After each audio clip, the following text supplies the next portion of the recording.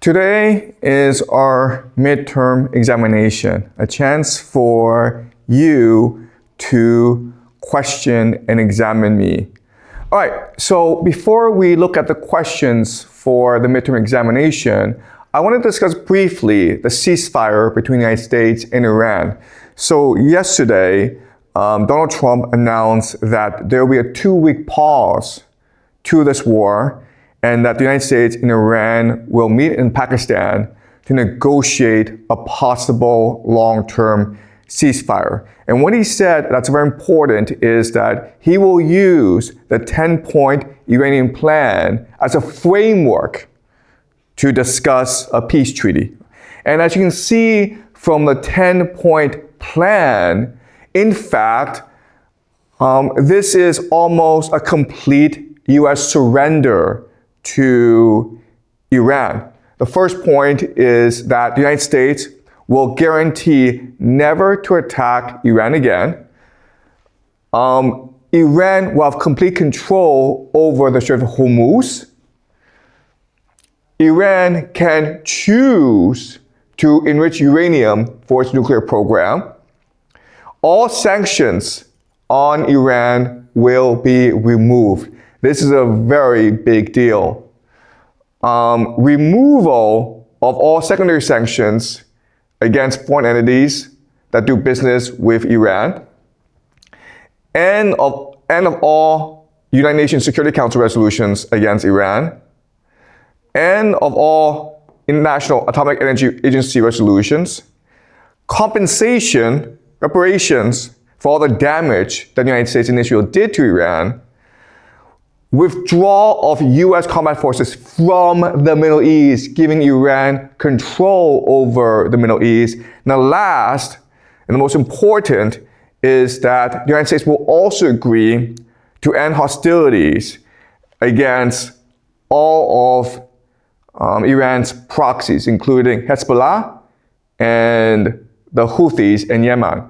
So as you can see, this is basically a complete U.S. surrender to Iran, which tells us right away that Donald Trump is not serious. If you go into a shop and you negotiate with the shop owner and you want to sell maybe a book to the guy and you're hoping for $100, but because it's bargaining, you think, maybe I should start high, so you say $1,000. If you say $1,000 and the shop owner says, yeah, I'll take that deal, there's something wrong here, okay? All right, so there's something very wrong, and there's very little chance that the ceasefire will hold. And in fact, we're already seeing news that the ceasefire is being broken, okay? So there are 3 individuals on Twitter who've made some very interesting points. All right, so in this tweet, Mr. Bojak said that, listen, if this is really a ceasefire, why is the United States continuing to send aircraft carriers, the USS George Bush, to the Middle East? What they're really trying to do is buy time in order for their ground troops to get ready to attack and seize the strait. Okay? So once everything is in position, then probably what will happen is that Israel will launch a false flag against the Americans, which will justify an American attack against Iran. All right? So that's a possible scenario. But again, the question is, if this is really a ceasefire, if Donald Trump is really intent on peace, why does he continue to send U.S. forces to the Middle East? That's question number 1. Question number 2 is, the problem is how Iran is defending itself. It's using something called the Mosaic defense, which is to say that there's 31 provinces, and these are 31 cells or units that are all responsible for their own strategy and attack and defense, meaning that there's no longer a centralized command. So it doesn't matter if you negotiate with the leadership of Iran, because the IRGC, the people who are fighting, will not agree to a ceasefire because they do not trust the Americans or the Israelis. So whatever happens in Pakistan will not affect the outcome of the battlefield. And that's a problem with the Mosaic defense. Think of the Mossack defense as almost a dead man switch, where if you kill the Ayatollah will tell his people to fight to the end. So the Mossack defense will only come to an end if either Iran is defeated or the Americans are defeated. This thing collapses if there's in between a ceasefire. Because in order for the Iranians to implement the ceasefire, they themselves will have to go and control these Mossack units in the provinces, which basically means a civil war. Okay? So it's almost impossible, even if Iran were to negotiate a favorable peace deal, for Iran to actually implement this peace deal within its military. Okay? That's problem number 2. Problem number 3 is the United States continues to have an air bridge to the Middle East. So even though there's a ceasefire, you have these massive movement of US ground troops, of US planes, of US artillery and tanks to the Middle East. So if there's really a peace, why is this happening? And another way of saying this is that the political systems of both the United States and Iran have lost control over the war. Once these militaries start fighting, they are determined to fight to the bitter end. Okay? But unfortunately, what this tells me, the fact that Iran is willing to negotiate a peace treaty, probably means that there is a schism or divide between the political leadership in Iran and the military leadership in Iran. And this is going to cause a lot of problems in the future. So maybe before this past month, it seemed as though that Iran had control over the battlefield and Iran was winning it. But I think over time, what's going to happen is that fissures will arise in Iran, and Iran will start losing the battle more and more as the United States and Israel develop a much more coherent strategy against Iran. Another major issue is that as this war drags on, the world economy is going to suffer, which means that people can no longer drive their cars, and which means maybe a lot of people will also starve. And this means that ultimately public or global opinion will slowly turn against Iran. Okay? And even Iran's closest allies, Russia and China, will feel the strain of this war and maybe even pressure Iran to end this war. But again, as we discussed previously, because of the way that Iran has structured its military defense, it is impossible for Iran to end this war unless it's either destroyed or it's destroyed the Americans. Okay? So this war, this ceasefire, it's only a PR stunt. It will actually lead to nothing. All right.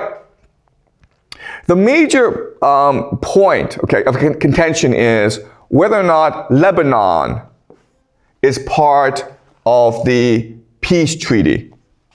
So the Iranians believe that this peace treaty also includes its proxies, specifically Hezbollah in Lebanon and the Houthis in Yemen. But after this peace treaty was announced, Israel launched more than 100 strikes in 10 minutes across Lebanon, killing 250 people, at least 250 people. Okay? So Iran is obligated to defend Hezbollah morally.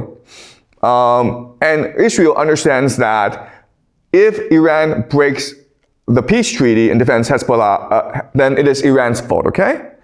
And the Americans have come out and said that, well, you know, we agreed that Lebanon was not part of the deal. And J.D. Vance, the vice president, said, oh, it's a legitimate misunderstanding. We thought that Hezbollah wasn't part of this deal, but the Iranians thought it was. Okay, so this is a misunderstanding, okay? But this tells you that the Americans and Israelis are not serious about maintaining the ceasefire. Okay, they've already found a loophole. All right, okay. So let's now go on to the midterm examination. And as I said, YouTube can ask me questions, and I will try my best to answer them. So this Twitter account, or its app, did a very nice thing and basically analyzed all 8,000 plus questions and broke it down into some major categories. All right, so what I'm going to do first is I will look at these questions and then answer them. All right, and then we'll look at some other questions. All right, so the first question is, all right, I said that the empire is declining, but at the same time, the US could benefit from this war. How do I reconcile the contradiction?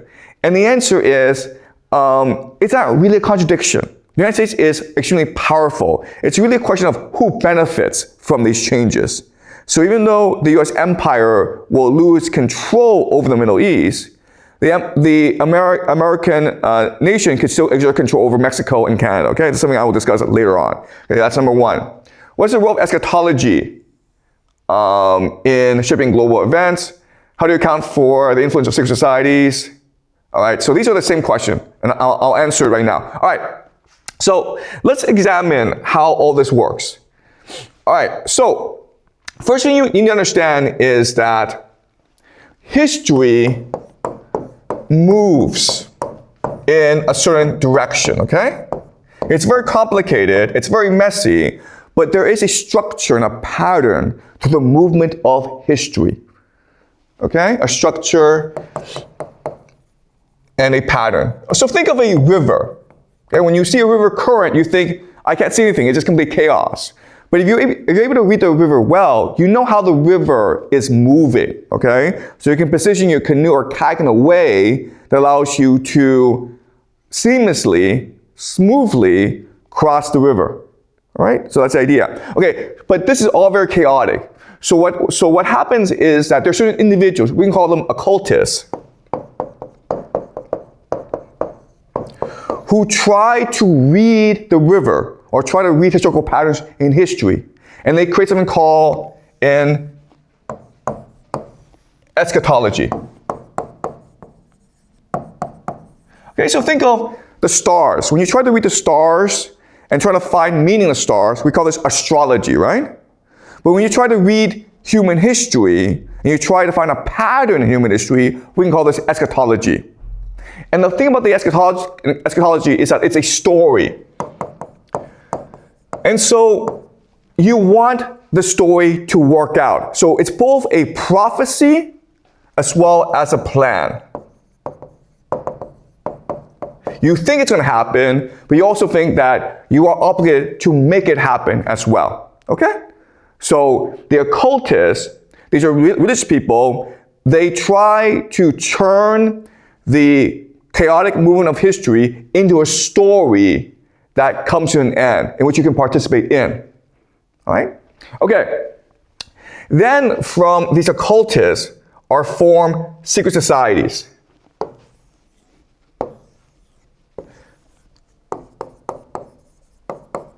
In order to understand this eschatology and also to promote this eschatology. Now what happens is that powerful people, okay? Powerful people, the rich and the powerful, they join these secret societies.